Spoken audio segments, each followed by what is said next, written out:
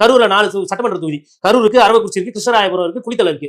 நீங்க 4 தொகுதியில பேசியிருந்தீங்கன்னு வச்சுக்கோங்களேன், இந்த கூட்டம் 10,000 குறைஞ்சிருந்தாமே இந்த பிரச்சனை ஆயிருக்கு.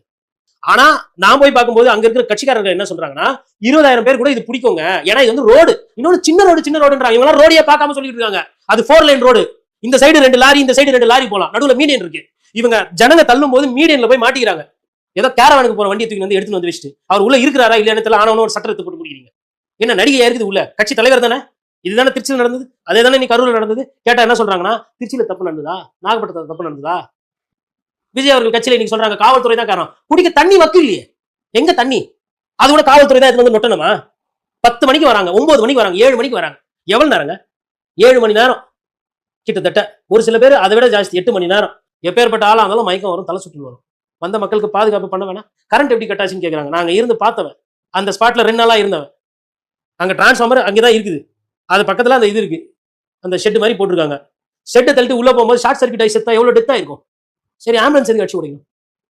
பேசிக்கிட்டே இருக்கும்போது புத்து புத்துன்னு விழுறாங்க, இவர் பாட்டு பேசிட்டு இருக்காரு. சரி, அதெல்லாம் கூட இல்ல, ஆனா நைட்டு வீட்டுக்கு போனாரு பாருங்க, மக்கள் பாக்குறவங்களுக்கு புரியும். சத்தியமா அவருக்கு வந்து இந்த தகவல் வந்து ஏர்போர்ட்ல இருக்கும்போது போயிருக்கும். செந்தில் பாலாஜி எப்படி உடனே வந்தார்? சரி, செந்தில் பாலாஜி 10 நிமிஷத்துல வந்தாரு, வரலன்னா என்ன சொல்லிருப்பீங்க? செந்தில் பாலாஜி வரல, நீ செந்தில் பாலாஜி எங்க அடிக்கணுமோ அங்க அடிங்க, அதுதான் அரசியல். செந்தில் பாலாஜி ஊழல்வாதி சொல்லுங்க, செந்தில் பாலாஜி வந்து குற்றச்சாட்டு இருக்கு, செந்தில் பாலாஜி வந்து டாஸ்மாக்ல வருமானம் வாங்கினார், அதாவது பதவி பிரச்சனை இருக்கு, அதெல்லாம் அரசியல் ரீதியா நான் ஏத்துக்கிறேன், நானே பேசியிருக்கேன், நான் பேசுவேன். எல்லாத்துக்கும் வந்துட்டு அவங்க தான் காரணம், இவங்க தான் காரணம். என்ன பைத்தியக்காரத்தனமான இது? இப்ப இந்த திருச்சியில நடந்ததா நேரு காரணம், நாகப்பட்டினத்தில் நடந்ததா ஆளுநர் ஷானவாஸ் காரணம். அரசியல் தான் அவ்வளவு சுலபமான விஷயமா? எல்லாமே வந்து காவல்துறை எவ்வளவு தாங்க பண்ணும்? காவல்துறை இவரோட ஆயுதம் என்ன? விஜயோட ஆயுதம் என்ன? மக்கள் தான். கூட்டம். என்னது மக்கள் சொல்லாதீங்க, கூட்டம். மக்கள் தமிழ்நாடு பூரா இருக்கிறாங்க, கூட்டம். அவர் பேசினாருன்னா கூட்டம் வருது. இந்த கூட்டத்தை காட்டி உங்களெல்லாம் மிரட்டுற பாருன்னு சொல்லி மிரட்டினார்.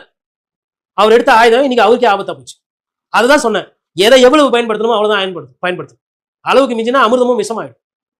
ரசிகர் கூட்டம் வருதுன்னு சொல்லிட்டு அவங்களை காட்சிப்படுத்துறேன்னு சொல்லிட்டு எல்லாத்தையும் கும்பமேளால சேர்க்கிற மாதிரி ஒண்ணு சேர்த்தா கும்பமேளால என்ன ஆச்சு? அதேதான் ஆச்சு. என்ன பேசுவீங்க இப்போ? இதுதான் அண்ணா சொல்லி கொடுத்தாரா? இதுக்குதான் எம்ஜிஆர் பேர் சொன்னீங்களா?